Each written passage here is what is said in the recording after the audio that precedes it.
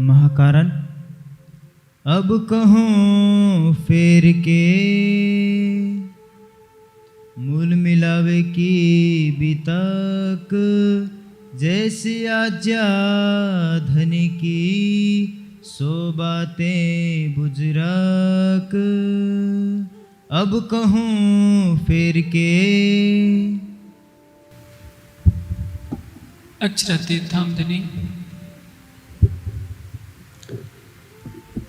श्री लालदास जी के धाम हृदय से बीतक के आगे का प्रसंग वर्णित करवा रहे हैं।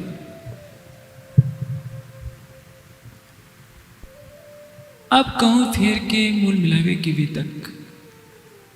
इसके पूर्व के प्रकरण में यह बात दर्शाई गई थी कि जब औरंगजेब का राज्य होगा उस समय विजया अभिनंद बुद्ध निष्कलंक स्वरूप में स्वयं अक्षरातीत परब्रह्म का आवेश प्रकट होगा और अपनी आत्माओं को जागृत करेगा। पुराण संहिता में यह बात दर्शाई गई है कि अगाध अज्ञान जलधौ पतिदास प्रियाश्च स्वयं कृपा अम्बुदो ममंच पुरुषोत्तम। जब अज्ञानता के अगाध सागर में परम धाम की आत्माएं डूब जाएंगी तो कृपा के सागर सच्चिदानंद परब्रह्म स्वयं प्रकट होंगे और अपनी कृपा के सागर में उनको स्नान कराएंगे, यानी इस भवसागर से परे ले जाकर उनको आनंद में डुबाएंगे। यह संकेत है पुराण संहिता में, महेश्वर दंत में, भविष्य दीपिका में, न जाने कितने ग्रंथों में ये साक्षी लिखी हुई है।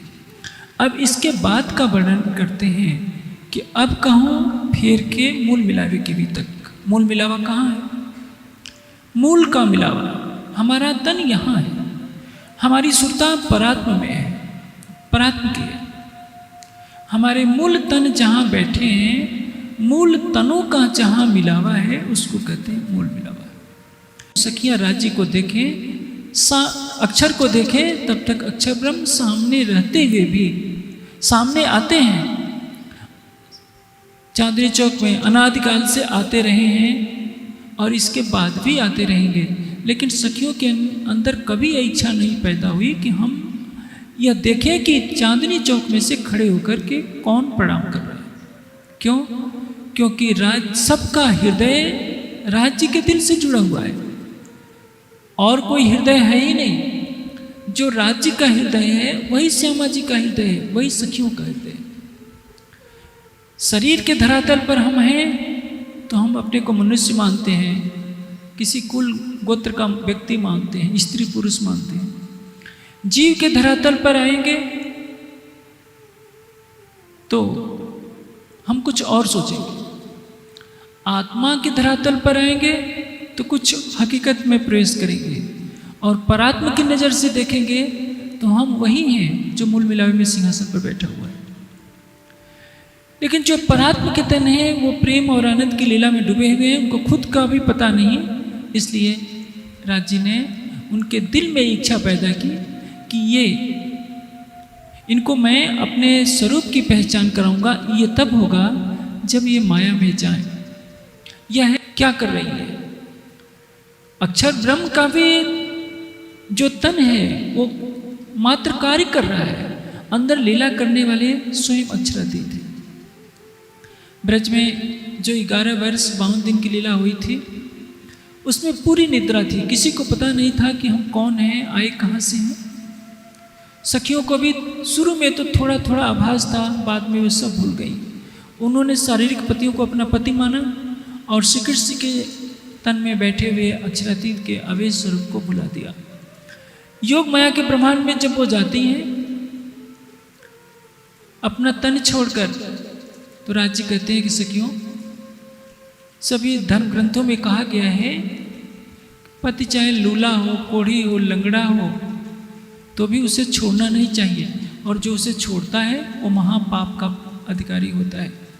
तुम इतनी अंधेरी रात में अपने घर को छोड़ करके क्यों आई हो?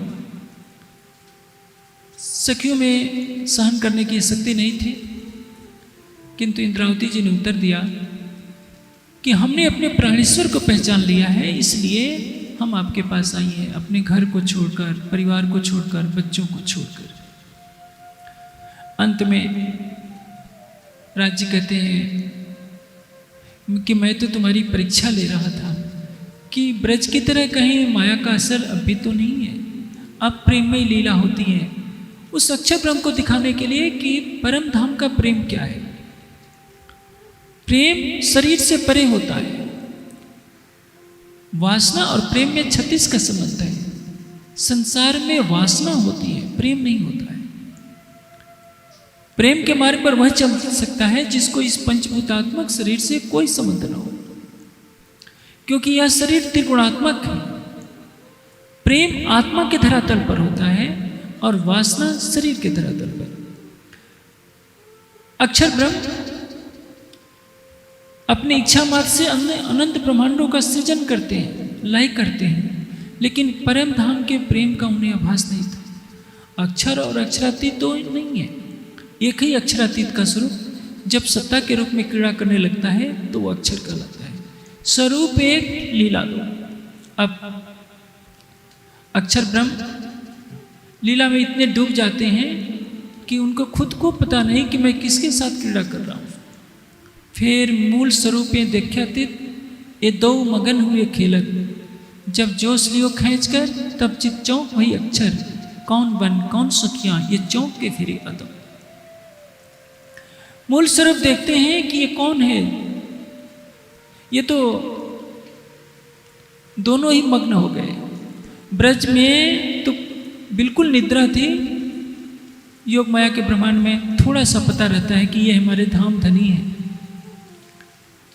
लेकिन घर का पता नहीं था।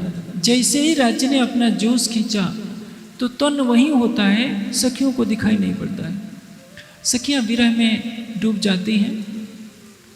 बहुत प्रयास करने के बाद भी सखियों को वह तन नहीं दिखाई पड़ता है। इधर अक्षर की आत्मा व्याकुल होकर देखती है कि ये सखियां कौन है, कौन ये रो रही है, किसको खोज रही है, और मेरे शरीर की ये वेशभूषा कैसी हो गई है। क्योंकि रास में राज्य ने विचित्र वेश धारण किया था। वहाँ रास में उनके बालों में चोटी भी थी। वासा ऊपर वेण रहती, शोभा ते वर्णवी न जाए, खुश होय माहे रंग भीनो बीड़ी तमुल। अपनी विचित्र वेशभूषा को जब अक्षर देखते हैं तो राज्य के द्वारा उनको बोध कराया जाता है कि अक्षर देखो, तुमने जो परम धाम की प्रेम में लीला मांगी थी उसी लीला को तुम्हें दिखाया जा रहा था।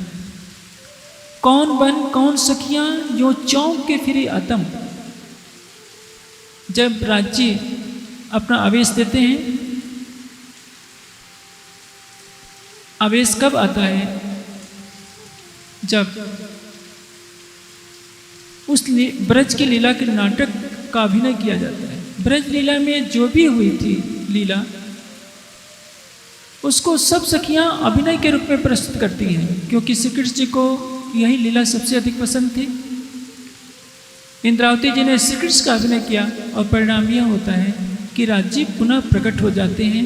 जब काल माया से योग माया में जाने का प्रसंग होता है, इंद्रावती जी की आत्मा कहती है कि राज्य, मैंने आपका वेश धारण कर आपका अभिनय प्रारंभ किया है।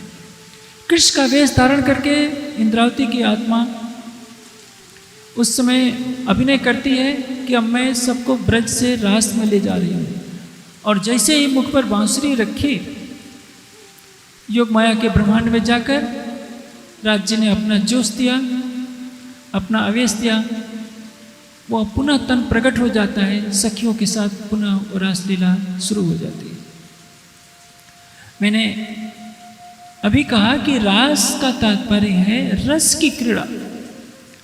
अक्षरातीत का हृदय अनंत प्रेम, अनंत सौंदर्य, अनंत आनंद, अनंत शांति का अगाध सागर है।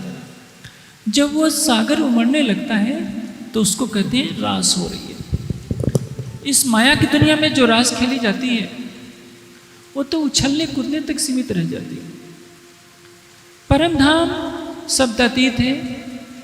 उसकी अनंत प्रेममयी लीला को बेहद मंडल में दर्शाया जा रहा है कुछ अंश के रूप में। और बेहद मंडल में जो परम धाम का रस प्रवाहित हो रहा है उसको अंश के भी अंश मात्र में इस दुनिया में कहा जा रहा है। जो उछलने कूदने का जो प्रसंग आता है तरह तरह की रामतों के रूप में, उसके अतिरिक्त कोई साधन ही नहीं है जैसे कि बताया जा सके कि रास क्या होती है। इसको वही जान सकता है जो उस रस में डूबा हुआ हो। कीर्तन में एक प्रकरण आता है, रसमगन भई सो क्या गावे। आप किसी को स्वादिष्ट स्वादिष्ट मिठाई दीजिए और पूछिए कि कैसा लग रहा है, खाने वाला तो जानता है लेकिन किस तरह से बताए कि इसका स्वाद कैसा है। जो परम धाम की आत्माएं थी उस रासलीला में या तो वो जानती हैं या स्वयं श्री राज्य जानते हैं। वाणी के द्वारा शब्दों में किस तरह से व्यक्त किया जाए, यह एक माया की दुनिया में कठिन समस्या है, इसलिए रामतों के रूप में उसको दर्शाया गया है। आप देखते हैं एक छोटे बच्चे के सामने कोई बढ़िया खिलौना रख दीजिए तो उछलने कूदने लगता है। उछलने कूदने की उसने कला सीखी नहीं है, उसके हाथ पैर स्वतः ही स्पंदन करने लगते हैं। उसी तरह से परम धाम की रामतों, परम धाम की प्रेममयी लीला को रामतों के रूप में योग माया के ब्रह्मांड में व्यक्त किया गया, जिसको तारतम वाणी के प्रकाश में हम जानते हैं। राज जी ने एक नहीं कई बार अपने 12,000 रूप धारण किए, एक एक सखी के साथ रास की रामते की और सबको तृप्त कर दिया। अक्षर की आत्मा ने देखा हाँ प्रेम का विलास यही होता है। सखियों ने भी समझा कि कालमाया के ब्रह्मांड में जो 52 दिन की जुदाईगी का हमने कष्ट झेला था वह कष्ट भी अब समाप्त हो गया। इसके पश्चात यमुना जी में सबने स्नान किया। स्नान करने के पश्चात जब वनफल आरोगा तो राज जी ने पूछा कि सखियों बताओ यह वृंदावन कैसा लगा। सखियों का कहना है कि राज जी वृंदावन बहुत सुंदर है, आपने प्रेम करके हमें आनंद भी बहुत दिया, लेकिन आनंद में वियोग हमें सहन नहीं होता है। हमें ऐसी जगह ले चलिए जहाँ एक पल के लिए भी हम कभी अलग नहीं हो सके। राज जी कहते हैं कि वह तो मात्र केवल परम धाम है। हवे वाला एटलू मांगो खिण एक अलगा न थइए, जी हाँ हमने विरह नहीं चालो ते कर जाइए। हमें वहाँ ले चलिए जहाँ हम आपसे एक क्षण के लिए भी अलग न होने पाए। आप देखिए माया की नीति का प्रभाव। ब्रज में सखियां हैं 11 वर्ष 52 दिन तक राज्य के साथ, लेकिन 52 दिन तक वो बोलने के लिए राजी नहीं है, क्योंकि उनको संसार की मर्यादा नजर आती है कि लोग क्या कहेंगे कि नंद के बालक के साथ यमुना के किनारे गई है, मेरे पति क्या कहेंगे, मेरी सास क्या कहेंगे। इस जागनी ब्रह्मांड में कितनी विचित्र स्थिति है। राज्य को आए हुए लगभग कितने साल हो गए, 1638 में परम धाम की आत्माओं के साथ अक्षरातीत अपनी आत्माओं को लेकर आए हैं। श्री देवचंद जी के तन से लीला प्रारंभ होती है और आज लगभग 400 साल से अधिक वर्ष हो गए, लेकिन सबको तो माया का खेल अच्छा ही लग रहा है। आप देखेंगे सुंदर साथ कई पीढ़ियों से ये ज्ञान को ग्रहण कर रहे होते हैं। तारतम लिए हुए 50 वर्ष में हो जाते हैं। 100 साल की तो उम्र आजकल बहुत कम होती है, लेकिन उम्र का एक बहुत भाग बड़ा बीत जाता है। राज्य से मिलने की तड़प किसको होती है? इसका कारण क्या है? पहचान का न होना। हम शब्दों से वाणी के ज्ञान को ग्रहण अवश्य कर रहे हैं, लेकिन वह ज्ञान केवल कंठ में रह जा रहा है, हृदय में प्रवेश नहीं कर पा रहा। ज्ञान मस्तिष्क में तो है, हृदय में नहीं है। मस्तिष्क में बुद्धि की क्रियाशीलता होती है। मन, चित्त, बुद्धि और अहंकार चारों अंतःकरण हैं। बुद्धि में जब तक भावात्मकता नहीं आती, प्रेम का प्रवेश नहीं होता, तब तक बुद्धि की शुष्कता मनुष्य के हृदय को भी शुष्क बनाए रखती है, और परिणाम यह होता है कि उसको पूर्ण रूप से अध्यात्म का रस नहीं मिल पाता। कल आपने सुना था कि श्री जी के अंतर्धान होने की बात सुनते ही अनेकों सुंदर साथ ने वही तन छोड़ दिया। उनके हृदय में ज्ञान का प्रकाश भी था तो धनी के लिए प्रेम भी था। आज हम वाणी पढ़ते हैं, परम धाम की चितवनी भी करते हैं, लेकिन राज्य के बिना हमें रहना भी अच्छा लगता है। राज्य कहीं दूर नहीं गए। इस जागनी ब्रह्मांड में बता दिया, हक नजीक सेहरक से आड़ो पटना द्वार। हमारे प्राण की नली से भी निकट है राज्य। ये ब्रज में नहीं पता था, रास में भी नहीं पता था, इसलिए पूरे वृंदावन में खोज डाला था। परम धाम में रहते हुए भी हमने ये माना कि हम राज्य को रिझाते हैं और राज्य कुछ अलग है, हम उनको रिझाते हैं, हमारा प्रेम बड़ा है। ब्रह्मात्माओं को यह पता नहीं कि जो राज्य है वही तुम हो, और तुम जब वही हो तो तुम्हारे और उनके बीच में छोटे बड़े का प्रश्न कहाँ होता है। सागर का जो जल है वही तो लहरों के रूप में क्रीड़ा कर रहा है। लहरों और सागर में भेद करना, सूर्य और उसकी किरणों में भेद करना संभव नहीं होता। योग माया में भेद किया जा सकता है, परम धाम में भेद नहीं किया जा सकता। और यह भेद समझाने के लिए ही राज्य ने खेल बनाया था। जागनी के ब्रह्मांड में भी जागनी रास हो रही है। एक रास योग माया के ब्रह्मांड में खेली गई थी, जिसमें आधी निद्रा थी, आधी जागनी थी। अब ये जागनी लीला शुरू होगी आगे के प्रसंग में, जागनी के ब्रह्मांड में, और जागनी रास करनी होगी। जागनी रास चल रही है, चौथे दिन से प्रारंभ होकर, पांचवें दिन से प्रारंभ होकर अब छठे दिन की जागनी रास चल रही है। जागनी रास में स्थिति यह है कि राज्य प्राण की नली से भी निकट है, लेकिन नजर नहीं आ रहा। ब्रज में श्री कृष्ण का अति सुंदर स्वरूप है। जो स्वरूप आंखों से दिखता है तो उसके प्रति प्रेम करना सरल हो जाता है। भले ही परम धाम का ज्ञान नहीं है तो क्या, गोपियां श्री कृष्ण के पीछे पागल है। योग माया में भी यही स्थिति है। योग माया में श्री कृष्ण जी का अति सुंदर किशोर स्वरूप दिख रहा है। ब्रज में तो बालक का तन था। दूसरे दिन से ही सखियां आ गई थी कि हमारे धाम धनी आए। धीरे धीरे माया का प्रभाव बढ़ता जाता है, राज्य की पहचान भूलती जाती है। श्री कृष्ण जी का भी तन बड़ा होता जाता है। 11 वर्ष होते होते माया का आवरण इतना पड़ गया कि सखियों को श्री कृष्ण जी का रूप पराया लगने लगा, अपने पति अपने लगने लगे। योग माया के ब्रह्मांड में सबने अपना तन छोड़ चढ़कर प्रवेश किया था, महाराज की लीला की थी। काल माया के ब्रह्मांड में जो ये जागनी का ब्रह्मांड बना है, इसकी विचित्र स्थिति है। योग माया के ब्रह्मांड में भूख प्यास का कष्ट नहीं है, बुढ़ापा नहीं है, मृत्यु का कष्ट नहीं है। सामने सुंदर स्वरूप दिख रहा है तो उसे प्रेम करना सरल है। हाँ, परम धाम की पहचान नहीं है। जागनी के ब्रह्मांड में कठिनाई ज्यादा है। कठिनाई ज्यादा है तो लाभ भी ज्यादा है।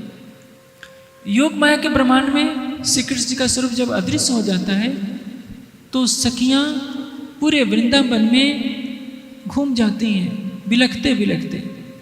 आज तारतम वाणी के प्रकाश में हर ब्रह्मात्मा कह सकती है, ऊपर तले अर्श न कया, अर्श कया मोमिन कलो।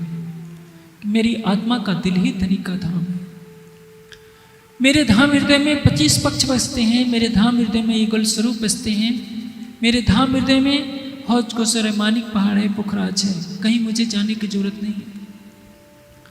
अपनी आंखें बंद कीजिए, शरीर से परे हो जाइए, परात्म का श्रृंगार सजिए। जो मूल स्वरूप है अपने, जाको कहिए पर आत्म, सो परात्म संग लेके विलसिए संग संग। इस मिट्टी के पुतले को हटा दीजिए अपनी दृष्टि से।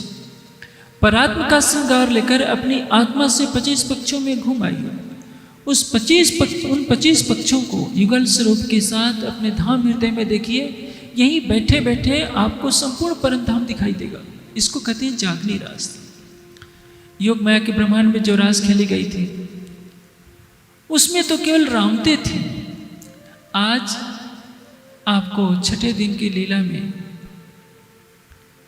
खिलवत परिक्रमा सागर श्रृंगार के माध्यम से राज्य के एक एक अंग की शोभा में डूबने का सौभाग्य प्राप्त है, जो ब्रज में प्राप्त नहीं था, रास में प्राप्त नहीं था। अष्टपहर की सारी लीला का रस आप ले सकते हैं कि मानिक पहाड़ पर कैसी लीला होती है, पुखराज पर कैसी लीला होती है, यमुना जी के सातों घाटों में कैसी लीला होती है, हौज कौशल में राज्य के साथ क्रीड़ा करने का क्या आनंद है। मानिक पहाड़ की चांदनी हो, पुखराज पहाड़ की चांदनी हो, या रंग महल की चांदनी हो, हौज कौशल के मध्य में टापू महल की चांदनी पर लीला करने का क्या सुख है, सागरों में लीला करने का क्या सुख है। आंखें बंद कीजिए और प्रत्यक्ष देखिए। अब बिलखने का जमाना नहीं है, लेकिन विरह में तो जीव को बिलखाना पड़ेगा।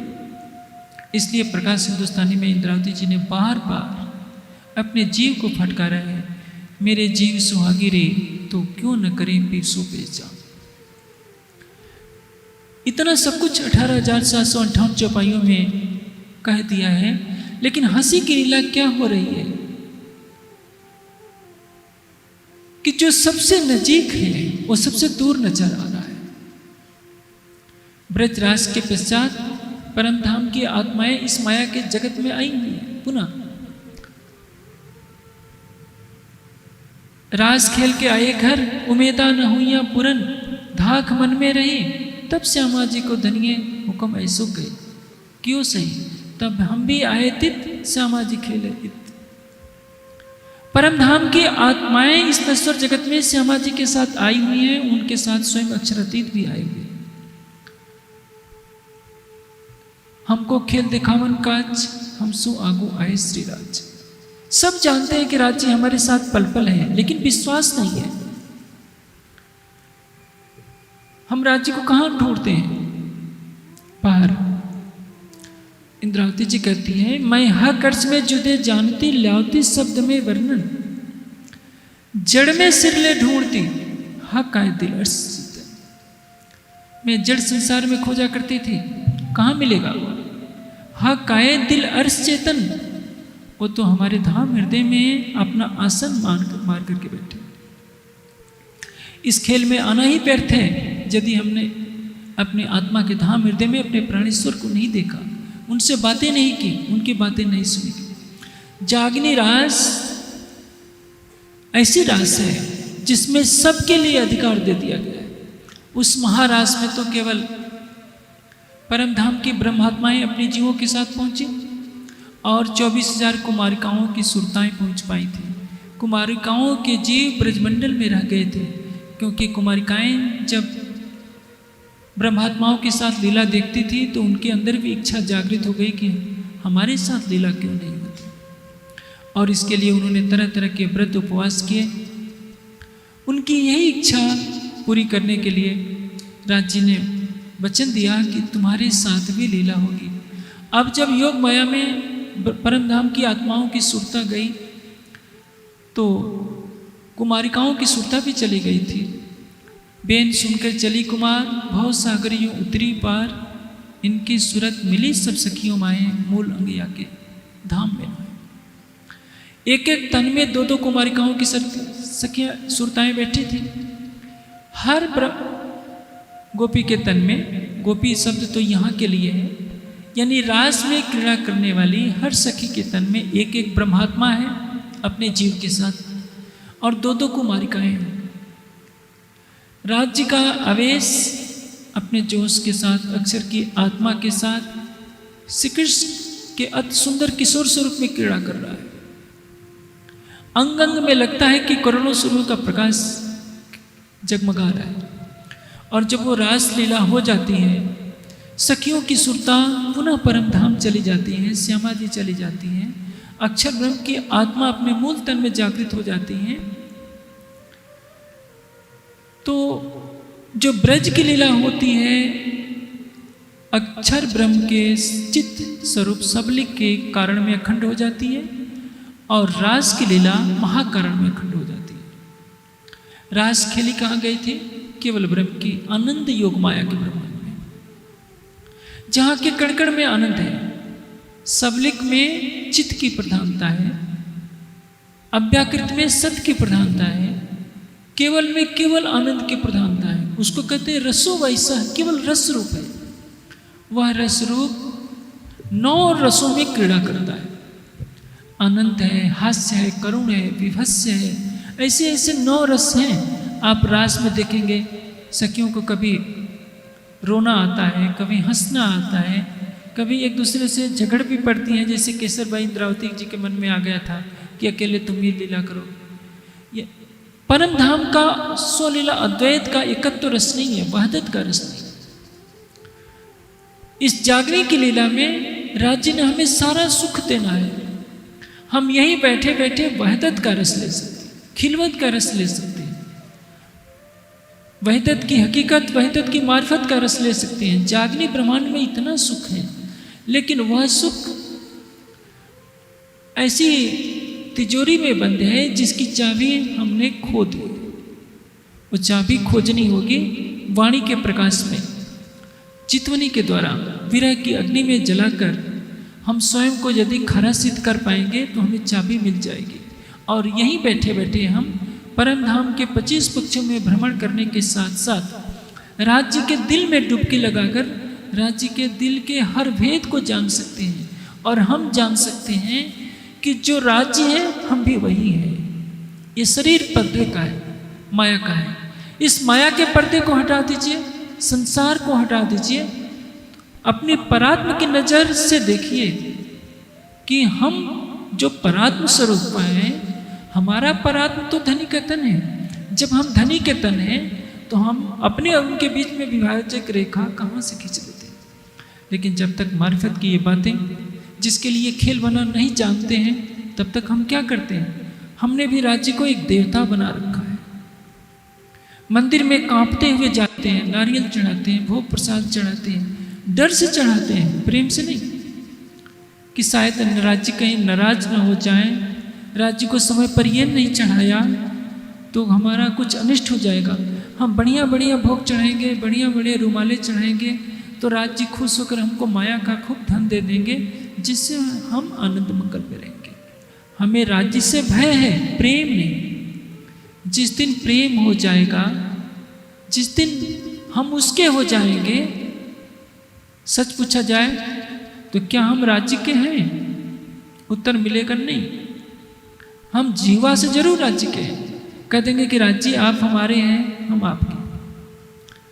हर पत्नी पति की पहले है, राज्य की बाद में। हर पति राज्य का बाद में है, पहले अपनी पत्नी का है। बच्चे माता पिता के हैं, माता पिता अपने बच्चों के। हर रिश्तों से यहाँ जुड़ा हुआ है। राज्य से तो एक औपचारिकता पूरी की जाती है, चलो घर में वाणी पधराई है, मत्था टेक लेते हैं, 5 बार तारतम पढ़ लेते हैं। लेकिन 24 घंटे का हमारा समय किसके लिए जाता है? सबको मालूम है। 40 लाख की संख्या में हर सुंदर साथ को मालूम है कि हमारी अधिकतर ऊर्जा संसार के लिए जा रही है। कोई कोई बिरला होगा जो 24 घंटों में 2 घंटे, 3 घंटे, 1 घंटे सच्चे हृदय से अपना हृदय देकर राज्य से प्रेम करता है। तभी तो कहा है, ये तो गति है अटपटी, चटपट लखे न कोई। जो मन की खटपट मिटे, चटपट दर्शन हो। हमारे मन की खटपट ही नहीं मिटती। मेरी मेरी करत दुनी जाते, बोझ ब्रह्मांड सिर लेवे। पांव पलक का नहीं भरोसा, तो भी सिर सर्जन को न देवे। कोई अपना हृदय राज्य को देना नहीं चाहता, तो राज्य हमारे धाम हृदय में प्राण की नली से होते हुए, निकट होते हुए भी हमें दिखाई नहीं दे रहे। हमने जगह जगह मंदिर बनाए हैं। मंदिर बनाने का उद्देश्य होता है कि वहाँ जन समूह एकत्रित होगा, वाणी चर्चा करेगा, वाणी सुनेगा, चितवनी करेगा, तो आत्मा को जागृत होने का अवसर मिलेगा। ये कार्य मंदिरों से होना चाहिए था, लेकिन यथार्थ में हो नहीं रहा है। हम अपने हृदय को अक्षरातीत का धाम बनाने की कसौटी पर स्वयं को खरा नहीं सिद्ध कर पा रहे। अक्षरातीत का धाम तो आत्मा का है ही। जीव को उस कसौटी पर खरा सिद्ध करना पड़ेगा कि जीव माया के तृष्णाओं को छोड़ दे, राज्य को अपना सर्वस्व समर्पण करे, राज्य से के प्रेम में डूब जाए, जैसे ब्रज में गोपियों ने संसार में रहते हुए भी संसार को किनारे कर दिया। एक बार बांसुरी बजी और सबने अपना शरीर छोड़ दिया। वाणी की बांसुरी तो विक्रम संवत 1715 से बज रही है। 1712 से वाणी का अवतरण शुरू हुआ। हम ब्रह्मवाणी को 300 वर्षों से पढ़ते आ रहे हैं। न जाने हमारे जीव ने कितने वर्षों से, इस जन्म में भी तारतम्य लेने के बाद हमने कितनी बार वाणी को पढ़ा होगा, कितनी बार सागर श्रृंगार की चौपाइयों को भी याद किया होगा। हर दिन हम आंखें भी मूंदते हैं, लेकिन थोड़ी देर के लिए राज्य के प्रति प्रेम लग पाता है। वो विशुद्ध प्रेम जब आ जाए तो वाणी तो कहती है, पाव पल साथ की जुदागी ना सो। अक्षरातीत ऐसे हैं जो एक पल के चौथाई हिस्से के बराबर भी हमारा वियोग सहन नहीं कर सकते। जो सबसे नज़दीक है उसके विषय में हम कहते हैं कि पता नहीं राज्य हैं कि नहीं है, और यदि हैं भी तो हमको मिलेंगे कि नहीं मिलेंगे। जो हमारे नहीं है उनको कहते हैं कि यही तो हमारे हैं। हमारे कौन है? बच्चे, संगे संबंधी, रिश्तेदार जो माया के हैं, आज हैं कल नहीं रहेंगे। किसी बात पर रूठ जाए तो हमसे मुंह फेर लेंगे। और वह तो ऐसा है कि बिना बुलाए, बिना पहचान दिए हमारे धाम हृदय में आकर के बसता है। हमारे गुनाहों को नहीं देखता, हम कितने झूठ बोलते हैं, हमारे जीव कितने काम, क्रोध, लोभ, अहंकार की अग्नि में चल रहा है। इन गुनहगारों के दिल को अर्ज कर बैठे मेहरबान। वो मेहर का सागर है, उसके हृदय में मेहर का ही दरिया उमड़ रहा है। हम कितने भी पाप करते हैं, फिर भी हमारे पापों की तरफ वो नहीं देखता है। परम धाम के मूल संबंध के कारण हमारे धाम हृदय में प्राण की नली से भी निकट होकर के विराजमान बैठा है, और श्रृंगार की वाणी में पुकार करके कहता है, रूहों मेरे, मैं रे तुम्हारा आशिक, मैं तुम्हारा आशिक हूँ। आशिक किसको कहते हैं? रोम रोम में रम रहिया भी आशिक के अंग, इसके लिए ऐसा किया कोई हो गया एक रंग। आशिक के रोम रोम में उसका मासूक बसता है। हम अपने धाम हृदय में राज्य को बसाएं या ना बसाएं, राज्य ने तो हमें अपने चरणों में मूल मिलावे में भी बैठा रखा है और यहाँ भी बैठा रखा है। ये दो तन तले कदम के आत्म पर आत्म। हम आंखें बंद करते हैं, गिले शिकवे करते हैं, राज्य आते नहीं हो, आते नहीं हो। राज्य हंसते हुए कहते हैं, मैं आऊँ कहाँ, कहीं दूर हो तो आऊँ, तुम्हारे हृदय में, तुम्हारे प्राण की नली से भी निकट हो। पर्दा तुमसे हटता नहीं, तुम पर्दे पर देखने लगते हो। इस पर्दे को हटा दो, शरीर और संसार के पर्दे को हटा दो, तुम्हारी अंतः चक्षुओं के सामने मैं प्रत्यक्ष दिखूंगा। मैं तुमसे पल पल बात करता हूँ।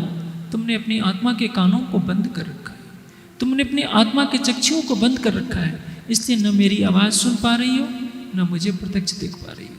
ये जागनी रास चल रही है। जागनी रास में सबको सुनहला अवसर है। संसार के लिए भी जो प्राणी जिसके अंदर परम धाम की आत्मा नहीं है, अक्षरधाम की आत्मा नहीं है, यदि वह भी सच्चे हृदय से युगल स्वरूप की शोभा को दिल में बसाएगी, वो बसाएगा जीव, कोरा से कोरा जीव भी, तो उसको वह स्थान मिलेगा जो परम धाम की ब्रह्मात्मा के जीव को मिलेगा। इसलिए अप्रश्न नहीं है कि हम ब्रह्म सृष्टि हैं कि नहीं, सबको मानना है कि हम परम धाम की ब्रह्म सृष्टि ही हैं, और हमें वैसे ही समर्पण करना होगा जैसे कि परम धाम की ब्रह्मात्मा कर रही है। ये वाणी का ज्ञान सारे संसार के लिए है। हमने तो एक छोटा सा संप्रदाय बना रखा है, मंदिरों का एक घेरा बना रखा है कि हमारे एक संप्रदाय का मंदिर है। हम इस ब्रह्मवाणी को संसार के लिए नहीं समझ पाते।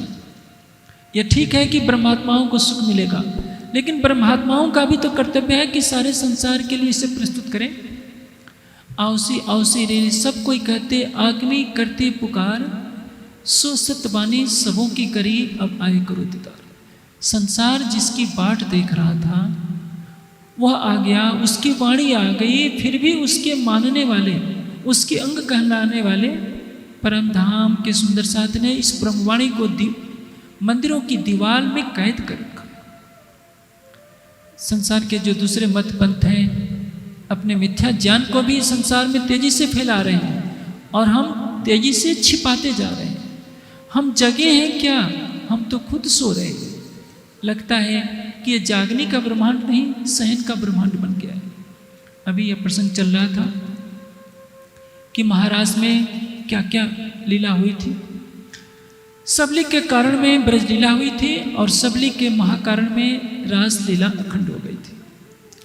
कारण और महाकारण में ये दोनों लीलाएं जो हो रही थी, सबली के स्थूल जिसको कहते हैं अव्याकृत का महाकारण, अव्याकृत के महाकारण में इन दोनों लीलाओं का प्रतिबिंब पड़ा। आप जानते हैं अव्याकृत के महाकारण को सबली का स्थूल कहते हैं। अव्याकृत में वेदों का अखंड स्थान है। वैदिक ज्ञान की धारा यहाँ शब्द रूप में हमें सुनाई पड़ती है।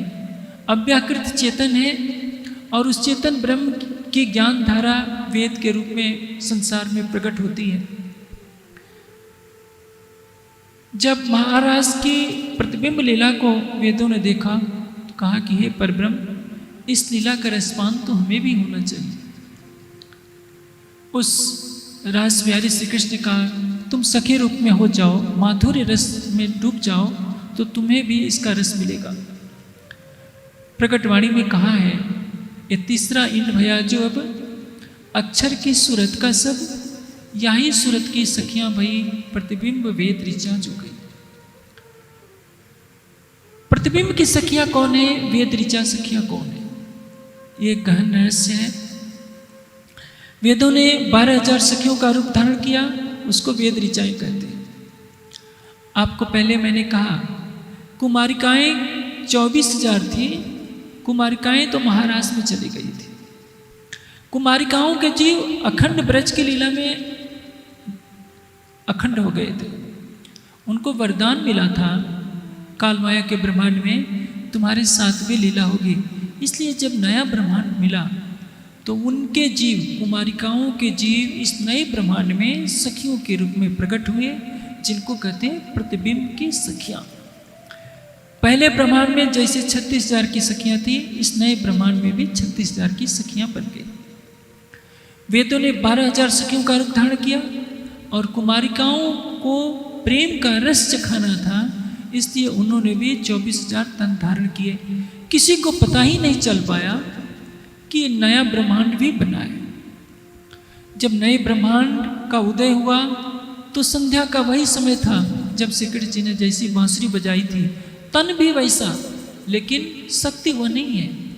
पहले ब्रह्मांड में अक्षर की आत्मा के साथ अक्षरातीत का आवेश है, जोश है, अब वो नहीं है। केवल बांके बिहारी के नूरमयी तन की शक्ति है।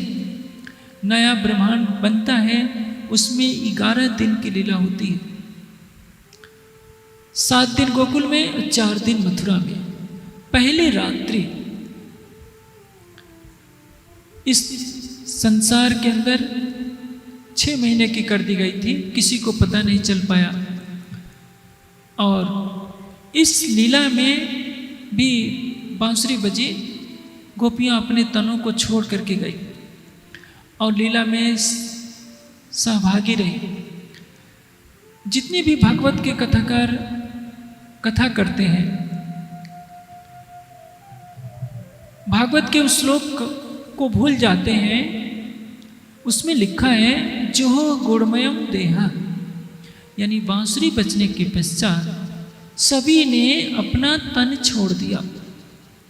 जब 12,000 ब्रह्मशिष्टियों ने, 24,000 ईश्वरी शिष्ट ने अपना शरीर छोड़ दिया तो उनके शरीर का क्या हुआ, दाह संस्कार किया गया या क्या किया गया, ये कहीं कुछ भागवत में लिखा नहीं है। इस तथ्य को कौन जानेगा? जो तारतम्य ज्ञान के प्रकाश में राज्य की कृपा की छत्र छाया में रहेगा, वही तो जानेगा कि प्रलय हो गया था। एक रंजक न रखी ब्रह्मांड के, महाप्रलय कहियो ऐसो अंत। इस 14 लोक के ब्रह्मांड में एक कण भी नहीं बचा था। 14 लोक का ब्रह्मांड का तात्पर्य ये सौर मंडल, सारी सृष्टि नहीं। जो नीचे के जो 7 लोक कहे जाते हैं वो मूलतः पृथ्वी पर ही है, और पृथ्वी से ऊपर जो सूक्ष्म है, महाजना तपा सप्तम, ये जो लोक माने जाते हैं वे सूक्ष्म रूप हैं। कहने का आशय क्या है, ये सारा पृथ्वी लोक अपने सौर मंडल के साथ, सूर्य अपने सौर मंडल के साथ लय हो गया था। सारी सृष्टि में अंधकार छा गया था। पुनः यह ब्रह्मांड जैसा का तैसा बना दिया गया। वैसा ही हिमालय पर्वत, वैसे ही सागर, सभी ऋषि मुनि देवी देवता जैसे के तैसे प्रकट हो गए थे, किसी को पता नहीं चला। नए ब्रह्मांड में सखियों के तन भी वैसे ही प्रकट हैं, इसलिए किसी को पता नहीं चल पाया कि पहले वाले ब्रह्मांड की 36,000 सखियाँ अक्षरातीत के आवेश के साथ महारास में जा चुकी है और रास करके परम धाम जा चुकी है। यह ज्ञान केवल तारतम वाणी के प्रकाश में ही मिलता है। आज पूरे देश में भागवत की कथाएं कही जाती हैं। एक एक भागवत के आयोजन में कई कई लाख के खर्चे होते हैं, लेकिन हमारे समाज में ही वो सर्वोच्च ज्ञान है जिससे हम जान सकते हैं कि जुहू गुणमया देहा, पंचभौतिक तन का त्याग करने के पश्चात क्या हुआ, नए तन कैसे बने। जब यह कहा जाता है कि महाराज नित्य वृंदावन में हुई, तो नित्य वृंदावन कहाँ है, ये किसी को पता नहीं। जब रास की रात्रि चल रही है तो इस संसार में तो सूरज भी उगता है डूबता है, लेकिन जो नया ब्रह्मांड बना था इसमें पहली रात्रि की लीला हुई जिसमें सभी गोपियाँ आती हैं। बांके बिहारी का जो रास बिहारी का किशोर तन है उसकी शक्ति आकर इस ब्रह्मांड में जो श्री कृष्ण जी हैं उनके साथ क्रीड़ा करती है। रास में जो लीला करने वाला स्वरूप है किशोर अवस्था का है, यानी 16 साल की अवस्था का। यहाँ 11 वर्ष 52 दिन तक की लीला हुई, तो इस ब्रह्मांड में जो लीला करने वाला तन होगा उसकी आयु 11 वर्ष 52 दिन की ही रहेगी, क्योंकि इस ब्रह्मांड में इसी की तरह से लीला कर रही है। इसमें लीला करने के पश्चात जब प्रातः काल होने से पहले सभी सखियां अपने घर आ गईं। उनके घर वालों ने देखा कि ये तो सखियां सब हमारे पास ही सो रही थी। आप देखिए भागवतकार ने ये नहीं वर्णन किया कि पहले तो घर वाले पीछा किए कि हमारी पत्नियां ये बांसुरी की आवाज़ सुन कर कहाँ भागी जा रही हैं। वो देखते हैं कि तन छोड़ करके ये कहीं और चली जा रही हैं, इनके शरीर छूटते जा रहे हैं। फिर उसी भागवत में लिखा है कि वो उनको सोते हुए मिली। ये दोनों में एक रूपता नहीं है। इस गुत्थी को बिना तारतम्य ज्ञान के कोई भी सुलझा नहीं पाया। अब इसमें विरह का रस चखाना है, क्योंकि अब ये सखियां बेहद मंडल की हैं। 24,000 कुमारिकाओं के जीव बेहद के वासी हो चुके हैं। हद की दुनिया में उनको विरह का रस चखाए बिना बेहद का अधिकारी पूर्ण रूप से नहीं माना जा सकता। वेदों ने 12,000 सखियों का रूप धारण किया है माधुर्य रस का पान करने के लिए। परिणाम क्या होता है? 7 दिन गोकुल में लीला होती है। कंस को मारने के निमित्त श्री कृष्ण जी को जाना पड़ता है मथुरा। अक्रूर जी लेकर के जाते हैं, वहाँ कंस का वध वगैरह करते हैं। जब राशि वस्त्र का श्रृंगार करते हैं तो वह शक्ति चली जाती है, और वह शक्ति जो रास बिहारी की थी ब्रजमंडल में पुनः राधा जी के तन में प्रविष्ट हो जाती है। उनको समझाने के लिए पुनः श्री कृष्ण जी को भेजना पड़ता है उद्धव को कि जाकर के सखियों को समझाओ, क्योंकि उद्धव को अपने ज्ञान का अहंग था। यही विरह में छोड़ी दे सो पहुंची जहां स्वरूप सुने। ब्रज की 24,000 कुमारिकाओं के जीवों की सखियां, जिनको प्रतिबिंब की सखियां कहते हैं, और वेद ऋचा सखियां, ये 36,000 सखियां उद्धव को सिखापन जो देने आए थे उनके मुख पर उनको चांटा मारती है। मुख पर चांटा, हाथ से नहीं, अपने प्रेम के वचनों से। जो उद्धव ने दई सिखापन सो मुख पर मारे फेर वचन। रे उद्धव मन न भये 10-20, उद्धव मन न भये 10-20। तो हमसे योग साधना की बातें करता है।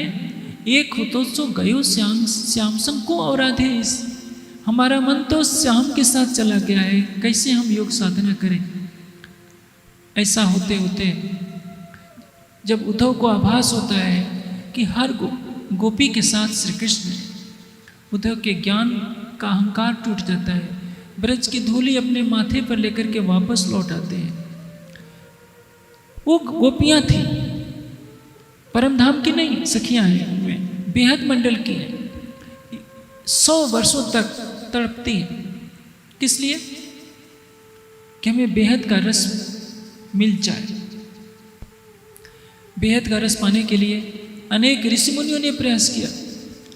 हद के जीव अपनी कठोर साधनाओं से, शुष्क हृदय से उस बेहद का रस पा नहीं पाते। बेहद का रस पाने के लिए हद के कर्मकांडों से परे होना पड़ता है, अपने को प्रेम में डुबोना पड़ता है। जोग बाई सर्वे जीतिए त्यारे थइए प्रेमना पात्र। जब तक हम अपने गुण इंद्रियों के विकारों को जीत नहीं सकते, विरह के रस में अपने को डुबो नहीं सकते, तब तक विरह का रस नहीं मिल पाता। उन गोपियों को देखिए, 70 साल की 80 साल की राधा है, गोपियां हैं, एक आस लगी है कि कृष्ण हमारे सामने कब आ जाए। वे माला लेकर जप नहीं करते, आरती नहीं करते, भोग नहीं लगाते। उनका तन ही प्रेम का स्वरूप बन चुका है। हर पल एक ही आह रहती है, हमारे सामने हमारा कृष्ण आ जाए। राधा सहित सब गोपियां जिस मार्ग से कृष्ण गए होते हैं, प्रतिदिन सवेरे आकर बैठ जाती हैं और शाम तक उसी मार्ग को देखा करती हैं कि कब हमारा कन्हा आएगा। यह करते करते 100 वर्ष व्यतीत हो जाते हैं। या ही विरह में छोड़ी दे सो पहुंची जहां स्वरूप सवेरे। ये है प्रतिबिंब की लीला, जिसमें वेद ऋचाएं महारास में पहुंच गई। अव्याकृत की महारास में, प्रतिबिंबित महारास में, अव्याकृत के महाकारण में। और जो कुमारिकाओं के जीव थे, सबलिक के कारण में ब्रज लीला के अंदर पहुंच गए। ये प्रतिबिंब लीला की कहानी है। जो मैंने कहा 11 वर्ष 52 दिन की लीला में अक्षरातीत के आवेश ने लीला की। 11 दिन, 7 दिन गोकुल, 4 दिन मथुरा में रास बिहारी की शक्ति ने लीला की। इसमें अक्षर की आत्मा नहीं है। रास के अंदर जिस अक्षर की आत्मा ने और राज्य के आवेश ने लीला की, इसमें नहीं है। केवल रास बिहारी के नूरी तन की शक्ति। और उसके पश्चात जब राशि वस्त्र धारण किया तो वो भी शक्ति चली गई।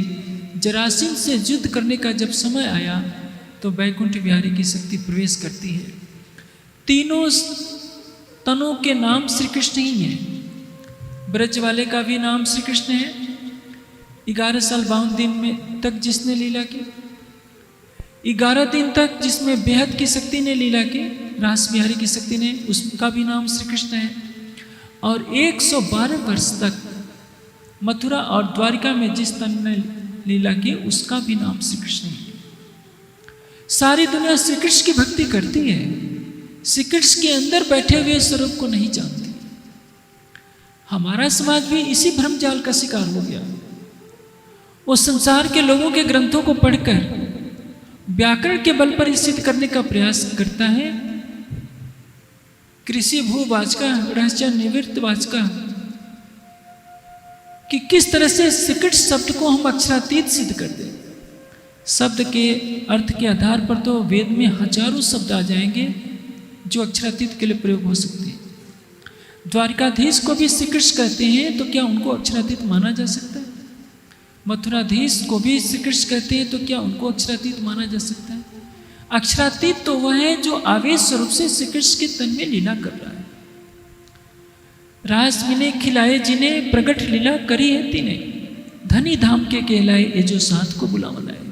जिसने ब्रज में लीला की, जिसने रास में लीला की, वही इस जागनी में पुनः लीला कर रहा है।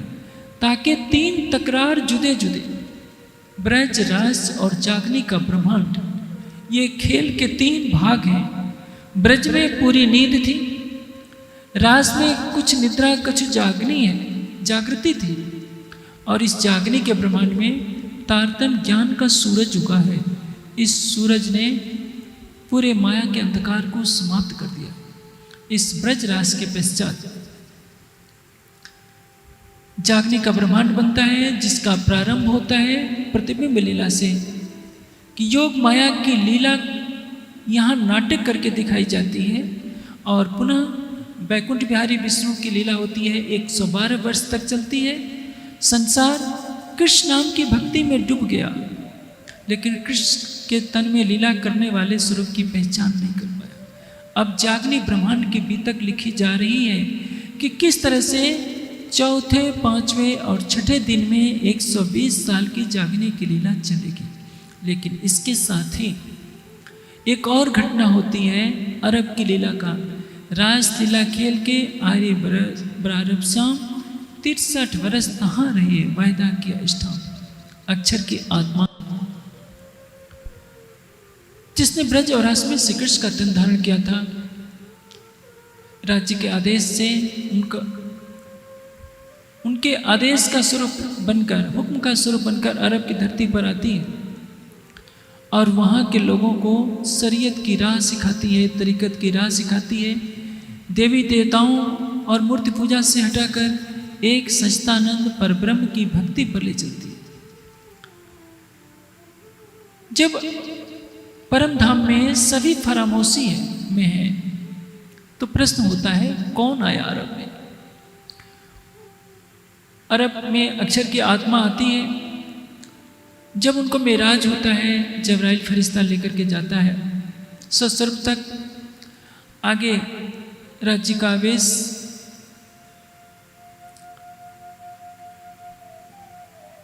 प्रेम का आवेश मिलता है। अक्षर की आत्मा मूल मिलाप में पहुंचती है, राज्य से 90,000 हरूफ बातें करती हैं। उस 90,000 के हरफ के ज्ञान को लेकर इस संसार में आती है, लेकिन सब भूल जाती है। फिर समय समय पर शरीयत की एक एक बात को, तरीक़त की एक एक बात को अवतरित किया जाता है। जो मारिफत के जो शब्द होते हैं मोहम्मद साहब की जबान पर चढ़े ही नहीं, क्योंकि वो भूल गए। वो हकी स्वरूप के साथ अवतरित होना है। ये बसरी स्वरूप कहा गया, बसर कहते हैं यानी मानव रूप में। अरब के लोगों को मानवता का पाठ सिखाना था, वे लोग मानवता को भी भूल चुके थे।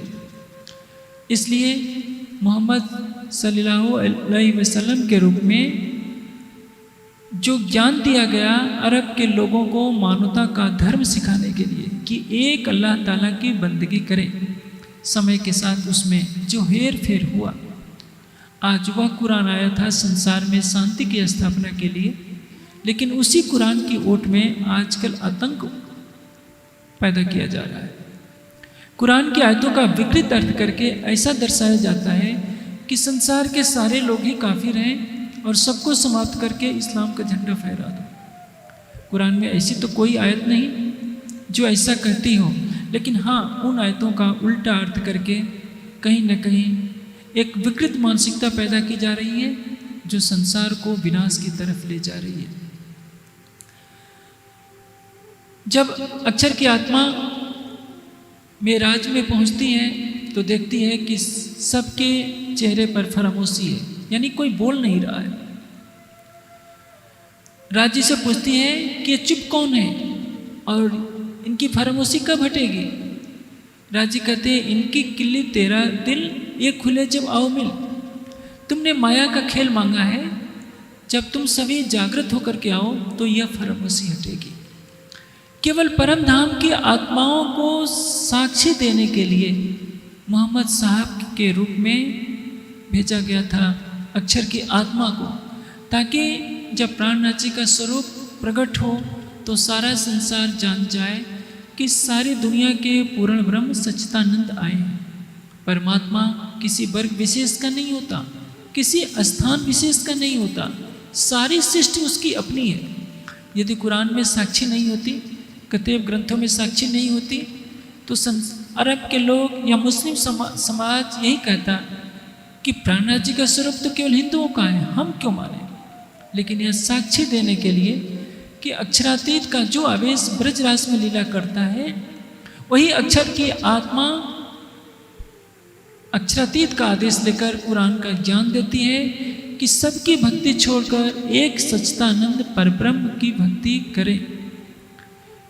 वेदों में केवल एक सच्चिदानंद परब्रह्म की उपासना का विधान है। एकम सद बहुधा विप्रवदन्त, परमात्मा एक है, उसके अनंत नाम हो सकते हैं, लेकिन परमात्मा एक ही है। सतपथ ब्राह्मण में स्पष्ट कहा गया है कि यो अन्याम देवताओं उपासते सह न वेद यथा पश्मे एव देवानाम, जो एक परमात्मा को छोड़कर अन्य की भक्ति करते हैं वो विद्वानों में पशु के समान है। लेकिन आज हिंदू समाज कहाँ इसको सुनने वाला है। आप देखिए, अभी कांवड़ यात्रा का प्रसंग चल रहा है। हर हिंदू सोचता है कि मैं जल भर करके लाऊं, शंकर जी पर चढ़ा दूंगा तो हमारा यह कल्याण हो जाएगा। उस बेचारे को यह पता नहीं कि सच्चा शिव कौन है। भगवान शिव का भी चित्र देखिए तो वो भी ध्यान लगाए बैठे हैं। आखिर वो किसको खोज रहे हैं? यदि वही परमात्मा है तो उन्हें खोजने की, ध्यान लगाने की क्या आवश्यकता है? जो कल्याणकारी है उसको वेद में शिव कहा गया है। नमः शंकराय च शिवाय च शिवतराय च, यजुर्वेद में प्रार्थना की गई है। जो सबका कल्याण करता है वो शिव है। लेकिन जो वेद में कहा एकम सद बहुधा विप्रवदन्त, उसको तो किसी ने समझा ही नहीं। गुण कर्म स्वभाव के अनुसार परमात्मा के अनंत नाम धर्म ग्रंथों में वर्णित हैं, लेकिन हिंदू समाज कितना भटका हुआ है। कहीं शालिग्राम की पूजा, कहीं शिवलिंग की पूजा, कहीं किसी जड़ पदार्थ, कहीं लकड़ी की मूर्ति बनाकर, कहीं पत्थर की मूर्ति बनाकर, कहीं वृक्षों की पूजा, कहीं तालाबों और नदियों की पूजा। सर्वशक्तिमान परमात्मा की भक्ति सबने छोड़ दी। आदित्य वर्ण तमसा परस्तात् जिसको कहा गया है, जिसके लिए कहा गया है शुक्र ज्योति चित्र ज्योति सत्य ज्योति ज्योतिषमान च, उसकी भक्ति सबने छोड़ दी। शालिग्राम को भोग लगाया जाएगा 56, और जिसके तन में साक्षात नारायण बसता है वो आता है तो उसको कह दिया जाता है तुमने ठाकुर जी के मंदिर में पैर रख दिया, मंदिर अशुद्ध हो गया। भला साबुन में मैल कहाँ से आ गई? जिसको आप शूद्र कहते हैं, जिसको आप दलित कहते हैं, उसको मंदिर में घुसने नहीं देते कि हमारे भगवान का मंदिर ही अशुद्ध हो जाएगा। पूछिए, क्या भगवान तुम्हारा दलितों का नहीं है? क्या तुम्हारा वही है दलितों का नहीं? जो सारी सृष्टि का परमात्मा है वो तो सभी प्राणियों के हृदय मंदिर में है। क्या तुमने कभी गीता को पढ़ने का प्रयास किया जो कहती है कि ईश्वर सर्वभूतानां हृदये तिष्ठति अर्जुन? हे अर्जुन, परमात्मा सभी प्राणियों के हृदय मंदिर में है। तुमने तो हृदय मंदिर में बैठे हुए भगवान को भोग नहीं लगाया, तुमने पत्थर के भगवान को भोग लगाया, लकड़ी के भगवान को भोग लगाया, नदियों को भोग लगाया। यह हिंदू समाज के भूल है। उधर मुस्लिम समाज कुरान की आयतों का उल्टा अर्थ करके सारे संसार में खून की नदी बहाने के लिए तैयार बैठा है। दोनों ही राह से भटके। धनी आए वेद कतेब छुड़ावने, ये 3 बातें चित्त में धर। साहेब आए इंच में करने कारज 3, सो सबका झगड़ा मेट के या दुनिया यादी। मेटन लड़ाई बंधन के जुदे जादे पैगंबर, धनी आए वेद कतेब छुड़ावने, ये 3 बातें चित्त में धर। ब्रजराज की लीला का वर्णन सुना। पहला दिन ब्रज का, जिसको कुरान में हूद नबी के घर तूफान आने के रूप में लिखा है। दूसरा दिन है रास का, जिसको कुरान में नूह नबी के घर तूफान आने के वर्णन के रूप में लिखा है। तीसरा दिन है अरब की धरती पर मोहम्मद सल्लल्लाहु अलैहि वसल्लम के रूप में आदेश स्वरूप, हुक्म का स्वरूप लेकर आना। मोहम्मद साहब आए, दुनिया वालों को कहा कि दुनिया वालों, मैं अल्लाह का हुक्म लेकर आया हूँ कि तुम मेरे बताए हुए रास्ते पर चलो। कुरान के रूप में उन्होंने अपना इल्म दिया है और कहा है कि सबको मेरे नाम की बंदगी कराओ, झूठे देवी देवताओं की भक्ति को छोड़ो। हिंदू समाज ये नहीं सोचता है कि जिन देवी देवताओं की मैं भक्ति कर रहा हूँ वो देवी देवता भी तो उसी परमात्मा की भक्ति करते हैं। यम ब्रह्मा वरुण इंद्र रुद्र मर्ता स्तवंत दिव्य स्तवें। ब्रह्मा वरुण इंद्र रुद्र आदि सभी दिव्य स्तुतियों से जिसकी आराधना करते हैं। वेदाय सांग पदक्रम उपनिषद गायंत्यम सामगा। सामवेद के गायक सामवेद के मंत्रों से जिसका गायन करते हैं। ध्यान अवस्थित तदगतेन मनसा पश्यन्ति यम योगिनो। योगी लोग ध्यान में स्थित होकर जिसका दर्शन करते हैं।